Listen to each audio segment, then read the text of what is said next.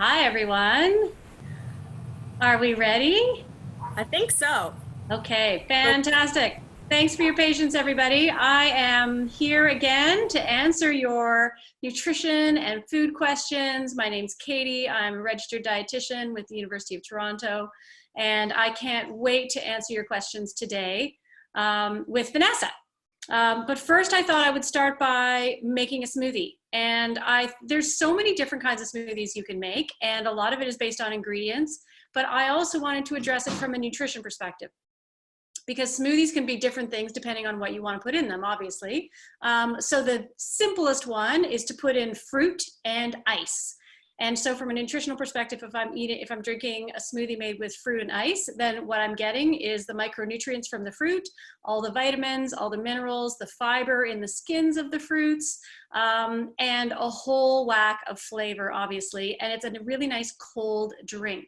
However, if I want to look at it from a nutrition perspective, and let's say I'm adding a workout in there, then there's a few other things I want to consider. So the first one is, am I going to drink this smoothie after my workout? And if so, then I want to make sure that I've got some protein in there too. So I'm going to stand up and switch to my blender. Make sure you can see my blender.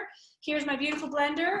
So the first thing I've got is some frozen fruit. So I've got frozen blueberries. And the reason that I'm using frozen blueberries is really only because they're cold. I can use any kind of fruit, but the frozen ones make a cold smoothie. So for protein, I've got a few different options.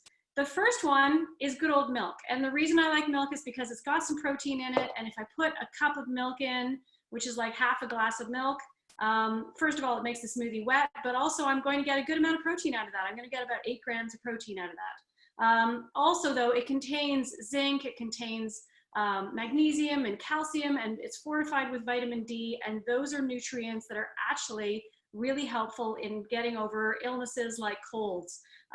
There was a question, for example, what should I do if I'm trying to get over an illness? You need micronutrients, and an easy way to get micronutrients is milk. But milk is not the only source of micronutrients. They're also found in fruits and vegetables. Not everybody can drink milk. Some people are lactose intolerant, in which case they can drink a lactose-free milk, which is a very simple solution. But some people are having sensitivities to casein, which is the protein in all dairy foods, in which case I would be looking at alternatives. And there's lots of alternatives out there. So this is one of the ones that I've looked at. This is let's just turn it to the English side. This is a chickpea flaxseed beverage. So there's a lot of these milks out there. There's oat milk, there's nut milks, but really we want to make sure that they have some sort of nutrition in them. And the reason I say that is that if you look at coconut milks or almond milks, they really don't have much more in them than water. So make sure that you turn over and look at your nutrition facts. So in the case of the chickpea milk, we've actually got 10 grams per 1 cup, which is pretty good. That rivals milk, so that's awesome. Also, there's a whole bunch of micronutrients that have been added. In this case, it says right on the front, it's a rich source of omega-3s. Then I've got this one here, which is called Happy Planet Go Nuts. And this is called a chocolate cashew nut milk. So I'm like, wow, there must be tons of nuts in there and therefore tons of protein. But in fact, there's only 2 grams of protein. So that's not very much. So I still feel like either the milk or the chickpea milk is a better option. Or I can go and look at something more concentrated. So this is Greek yogurt, which has about 3 times the amount of protein in it that regular yogurt would. I use the plain kind, but you can use flavored if you like, whether it's vanilla or some other flavor. And finally, we can go really hardcore if we want to and choose something like whey or pea protein, where each scoop contains 25 grams of protein. So that's a really hard hit of protein.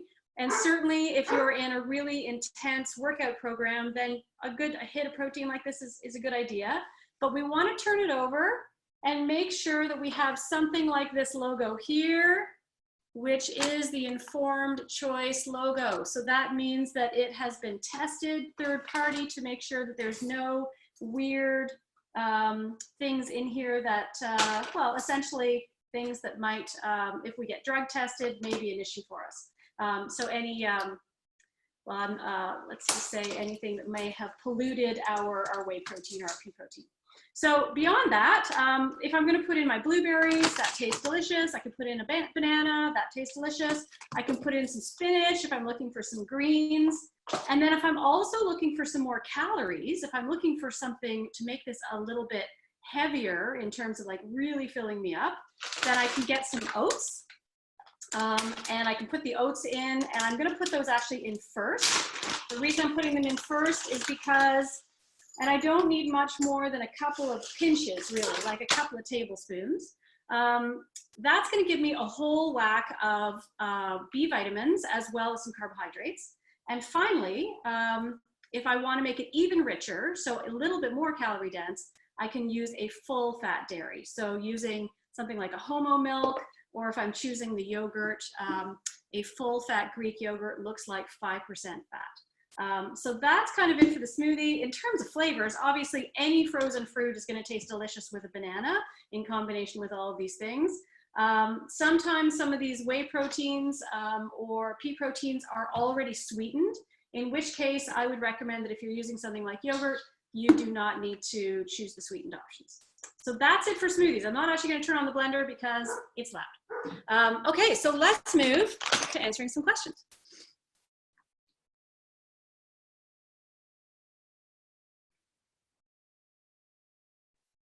I just want to make sure that Vanessa is in there. I'm here. Oh, great. Sorry, so Vanessa, do you want to ask me a question? Yes, I do. So our first question is, do you have any suggestions for certain vitamins, minerals, or foods to help aid in recovering from an illness? Yes, so when your body's recovering from an illness, it's doing a really good job on its own.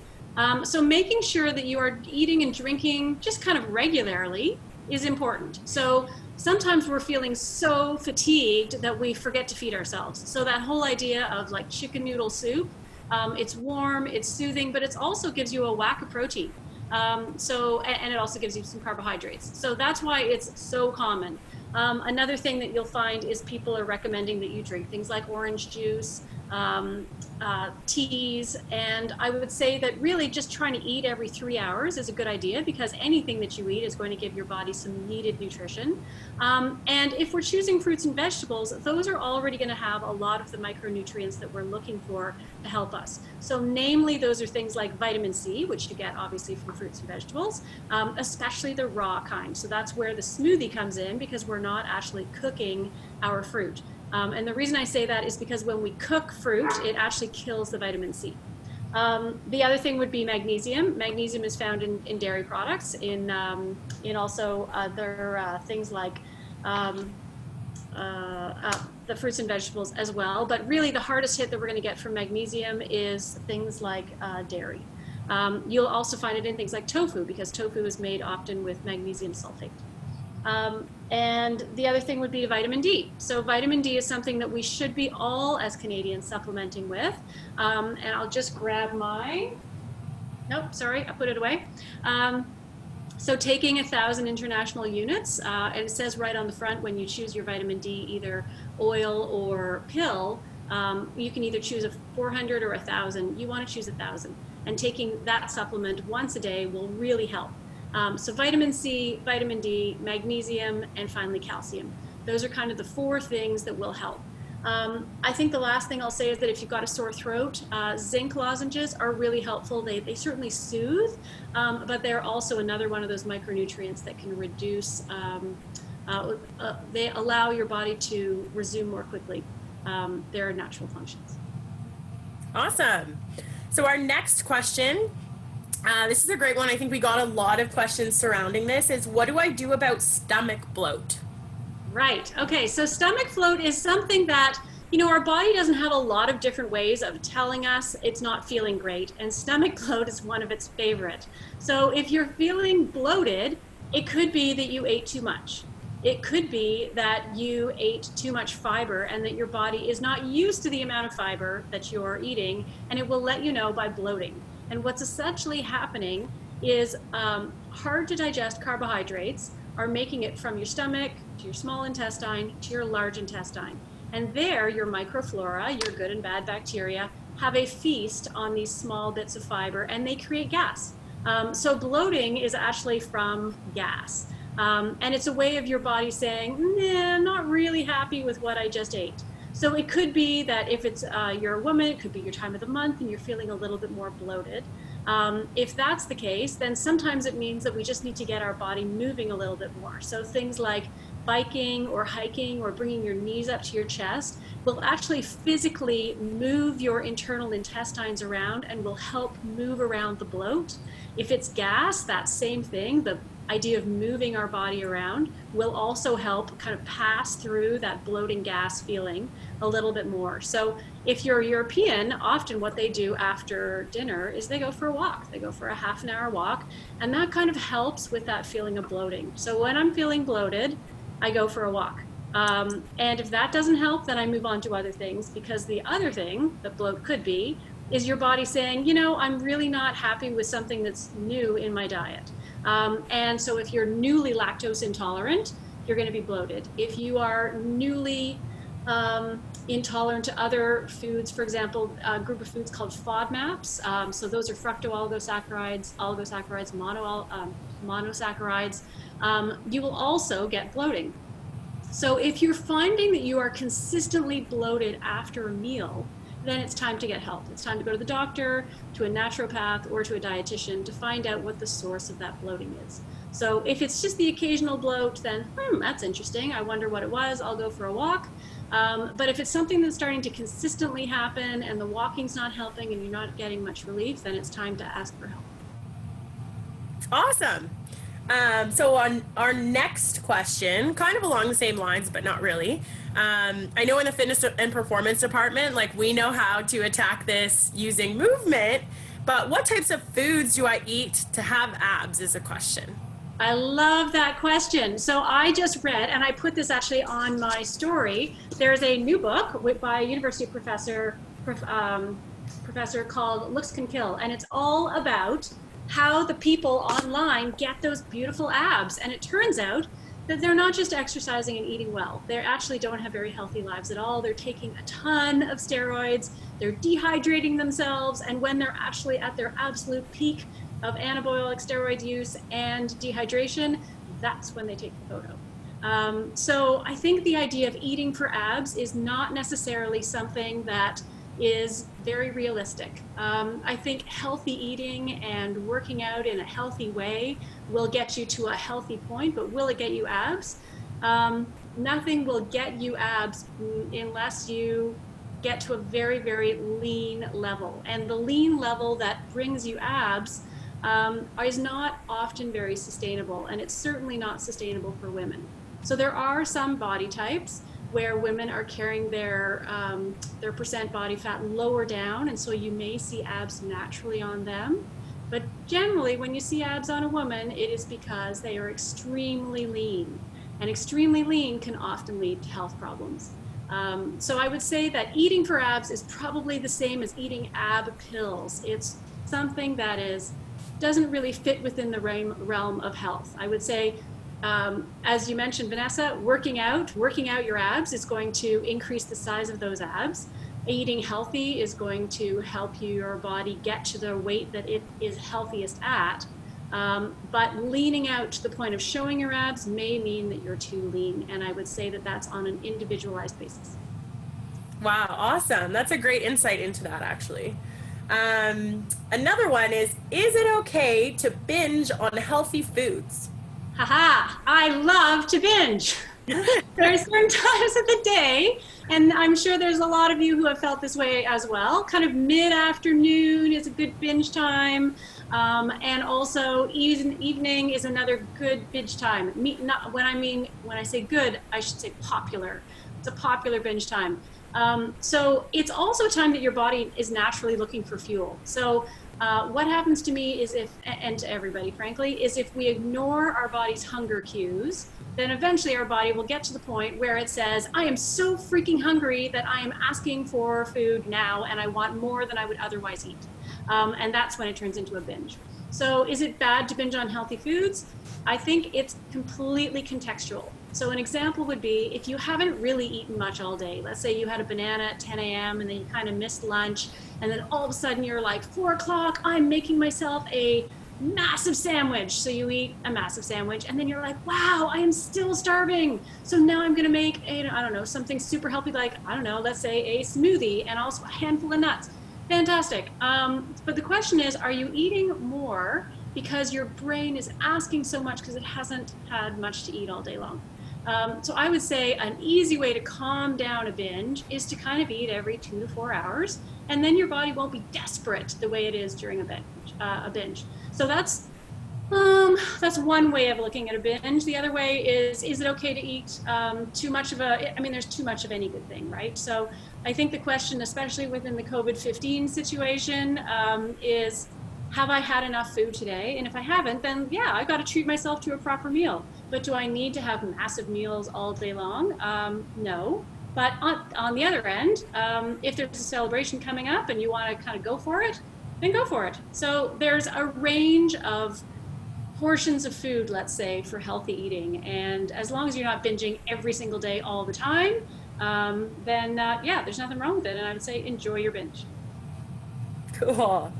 Okay, so kind of the next topic is, what are your thoughts on fasting and intermittent fasting? Right. So intermittent fasting is something that some people really feel great about. You know, they maybe were eating in a different way before, but in a very simple way to look at intermittent fasting, it's typically eating. There's different ways to do it, but the most common way is to only eat between limited hours. So the most common one is to eat between noon and 7 p.m. So you're only allowed to eat during that period of time. And so what ends up happening is that you tend to eat less food or less calories over that period because you have to fit it into such a short window. So if you're the type of person that doesn't typically eat breakfast and maybe doesn't even eat until noon, you're probably not going to notice that. In which case you'll feel fine, and maybe you'll feel a little bit hungry after 7 p.m. But if you ate well during the day and managed to pack that in, pack in the nutrients that you require, you'll feel fine and you'll lose weight if that's your goal. Or you may also find that you're just not that hungry, you're not doing very much during COVID, and so it's another easy way to eat less and feel good. In which case, fine, go for it. There are other people that feel absolutely terrible when they are doing intermittent fasting because they're really hungry in the morning. They feel a little bit dizzy because they have low blood sugar. And I would say for those people, intermittent fasting is not for you. So don't push yourself to do it. There are other ways to eat that are just as healthy. And I think the reason intermittent fasting got a lot of attention is because there was a study on mice many years ago that suggested that if we starve these mice, they tend to live longer. And so that kind of got people excited about, like, well, what else happens if I eat less? And they found that although this was true for mice, it did not seem to work for humans, which is also a very, very difficult thing to study. So I think the jury is still out on whether there's any health benefits at all to intermittent fasting. But as I say, some people feel better when they do it, and for them, go for it. Cool. And just to tie into that, did you have any nutritional tips for Ramadan, was one of our questions. Yes, we're in the middle of Ramadan, and that is a time that, as you may know, you are not eating during basically between sunup and sundown. And so for those that are also trying to do a workout, that can be really challenging because you're not eating all day long. And so you will for sure have a low blood sugar feeling probably at some point during the day. And that may mean that you are feeling weaker, that you're feeling a little bit dizzy potentially sometimes. You might get a headache. And I would say that drinking water where possible is great. But also, if you are trying to work out, you want to put those workouts as close as you can to the beginning or the end of the day, closer to those meal times, because that will alleviate some of the effects of having nothing to eat. Certainly, if you eat nothing all day and then at the end of that day you still haven't eaten nothing and you try and work out, it will exacerbate all those feelings of low blood sugar. So the idea of maybe having something to eat after the daylight has disappeared and then consuming something and then working out would be a better option. Finally, ensuring that if you are working towards a very specific workout goal or athletic goal, that you get some help because it will help keep you on track. essentially what we want to ensure is that nutrient density remains high during the times when you are able to eat, and that takes a little bit of thought and planning.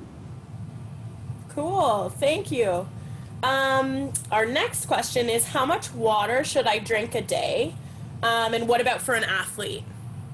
Okay, so you probably heard 8 cups a day is the golden standard. Where does that number come from? So 8 cups a day, here is a cup. And a cup is, this actually looks like a big cup. This is a small cup. So which is the right number and which one counts?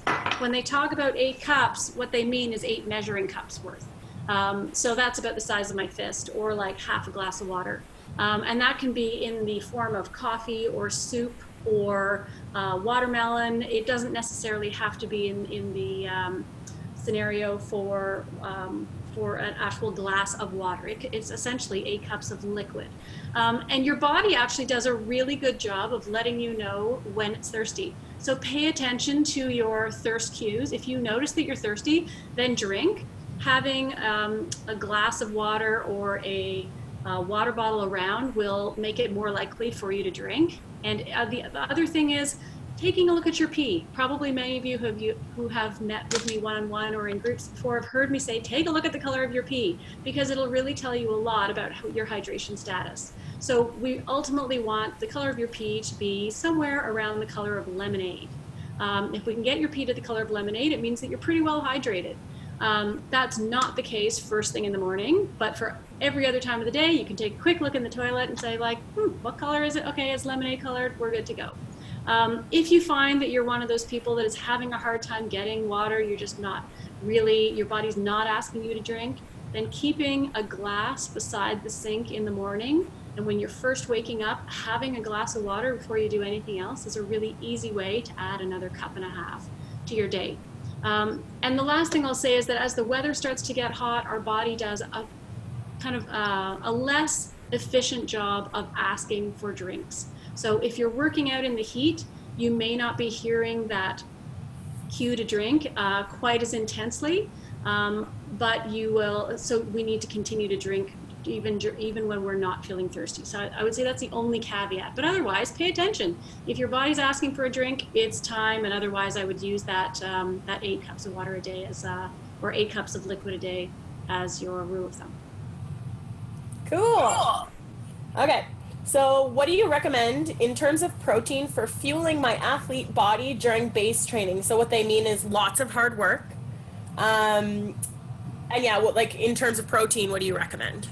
So your body, again, is if we're eating 3 meals a day, then using a very simple visual tool, which is looking at your plate and ensuring that about a quarter of your plate contains protein, is a really easy way to start. Then I would expect you to be having a couple of snacks, and in the snacks you would also have a bit of protein. So how much protein? It doesn't really matter. It's more for me like a sprinkle of protein here, a sprinkle of protein there. So I would be thinking about for your snack, what did your mom or dad used to give you as an after-school snack? Chances are it was relatively balanced in terms of carbohydrates and protein. So cheese and crackers would be a good one, or where cheese is the protein, or peanut butter and apples. That peanut butter is the smattering of protein there. So it doesn't have to be a certain amount of protein, as long as you're kind of sticking to the, am I getting a quarter plate of protein at least when I am consuming my meal. And then beyond that, we can kind of calculate, is there a certain amount of protein for my body weight, for my workout goals? But I think the first step is, am I getting enough protein enough times in the day? If I knew, for example, that I needed 100 grams of protein a day, and I decided to eat all of that at the end of the day, my body doesn't necessarily want to absorb all 100 grams all at one time. So we're able to maximize our absorption of protein if we eat it in smaller amounts throughout the day. So a bit at breakfast, a bit at lunch, a bit at dinner, and a little bit in our snacks. So that's the easiest way to ensure that you're getting enough protein, is having it available and having it throughout the day. Awesome. We just got a question on Instagram. I think it's a really good one. Is keto healthy? Okay. So I would say that keto is actually kind of similar to intermittent fasting in terms of like, it's an interesting one. It doesn't work for everyone. And I would say, what is your goal? So keto is one of those ones that people typically try because they're looking to lose weight while maintaining lean muscle mass. Keto essentially looks like a very high protein and a very high fat diet and no carbohydrates. So I would say, first off, it's pretty tough on the kidneys. So it's not something that is a long-term lifestyle choice. It's something we might want to do for a short period of time, a few weeks. And then after that, the people that really like it, who want to stick with it, they tend to do it a couple of days per week. And then the rest of the time they would eat normally. So I would say this whole idea of getting to a keto state is not something that has been very well documented. That is, people try, but there's not very good evidence that we ever get to a keto state. The reason that keto diets became so of interest is that if we look at the amount of energy that we store as carbohydrates, it's pretty small. And if we look at the amount of energy we store as fat, it's really high. Like we could run something like 90 back-to-back marathons with the amount of fat that we generally keep in our bodies. However, that fat is not really very available to burn as fuel unless you're working at an extremely low level, like a walking marathon of 90 kilometers, walking for 20 kilometers. That's when you start to get at it. Or even just sleeping, that is when we burn that fat. However, if we don't eat any carbohydrates, your body will start to burn that fat, but it will also start to burn your muscle as fuel. So we want to ensure that your muscle turnover, that your body is making as much muscle as it's burning, and that's why the protein is so high in keto as well. So is it healthy? Again, it really depends on the person, but it's something that I would really encourage you to spend a little bit of time reading on and making sure that the fruits and vegetables that are included in your diet are as broad as possible. Amazing. Someone asked earlier, and I forgot to ask you, can you just show us your protein powder again? Sure. So this is one that I bought at Costco. So there's nothing fancy about it. It's by Lean Fit, and this one's the whey one, obviously. So it says on the side, 100% of this protein comes from whey. And I think that what's scary about this is look at all the information and writing on this thing. It's impossible to tell what is really going on here. You can see here it says 25 grams of protein. But when I look at the ingredients, again, there's a whole whack of ingredients on here. And all I really want out of this is the whey. But what they've added in here is some stevia extract to make it sweet, because whey has quite an aftertaste. And that's why, frankly, I don't really like a smoothie with whey in it. I prefer to have something like my Greek yogurt, which has not just the whey, it has also a whole bunch of other types of protein and micronutrients. So the idea of it having a certain amount of amino acids in it, again, there was a question related to whether I should be eating a certain amount of amino acids. Should I be purchasing amino acids separate to my protein? And the answer is no. They're really expensive, they taste really terrible, and eating a piece of chicken will do just as good a job. So I don't know if I answered the question here, but I think my primary thing that I'm looking for on my whey protein, again, is either this informed choice or the NSF logo, which says to me that it's been third-party tested and that there are no other kind of sneaky things hiding in here, like, you know, that might have gotten in there from the manufacturing of some other thing being made in the same factory. Cool, thanks. Someone's asking if you can recommend a vegan protein. No, I don't generally recommend a certain brand. I mean, obviously the one that's most popular is the Vega protein, and that one is a pea protein based product. So I always say, like, just find the one that's on sale that has the cleanest label. So cleanest label, I mean like the least additives. So if you can find one that's just pea protein, then that's the good one. And then after that, it's really flavor, like which one can you handle? That's a good answer. And then our final question, you kind of just touched on it there, but I wanted to see if you had anything else to add. The question is, can you suggest some ways to increase lean muscles? What would be the main foods to choose, and should you be taking amino acid supplements? which Right. Okay, so you heard my opinion on amino acid supplements. They're expensive, they taste terrible, and there's no specific advantage to them. If you are choosing, I would say one of the things that people really get excited about with amino acids is leucine, because leucine seems to be the amino acid that helps most with creating lean muscle. But you can find leucine in a piece of chicken, and you can certainly find it in dairy products. So really easy to find leucine in any complete protein. So complete protein would be an animal protein. If on the other hand, and having said that, as we've talked about in our previous Q&As, if you're vegan and you're not able to eat animal sources, then finding leucine by doing a combination of the peas and the beans with a whole grain is still going to get you the leucine. So in terms of gaining lean muscle, we want to make sure we're getting enough protein, and we addressed that in our last question, making sure you're getting quarter plate 3 times a day, and then other amounts of protein during snacks. That's really the best way to ensure that you're getting enough protein. And the reason we need enough protein is because protein is the building blocks of muscle.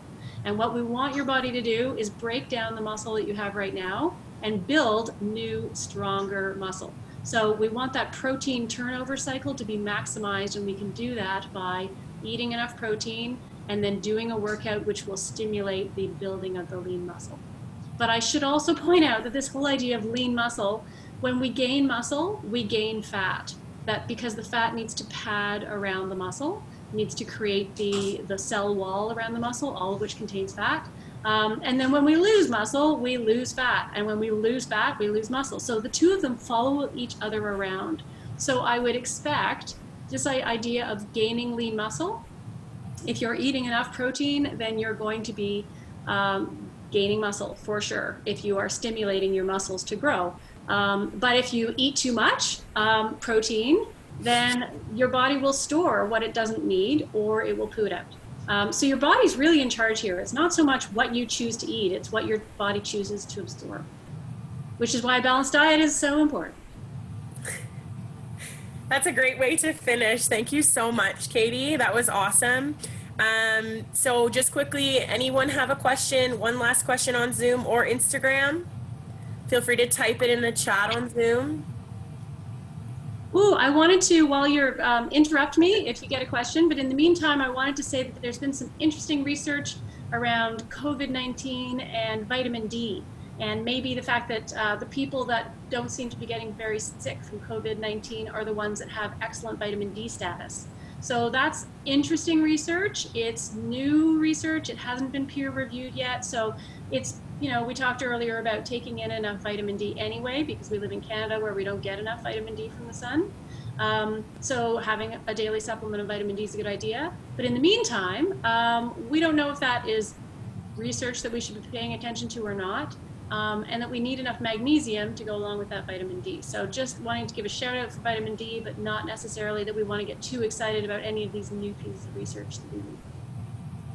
Amazing. So maybe the next time we see you, we'll know a little bit more about that, and maybe we can delve into that a little bit deeper. Sounds good. Thanks so much, Katie. Bye, everybody. Bye, everybody. Thanks again.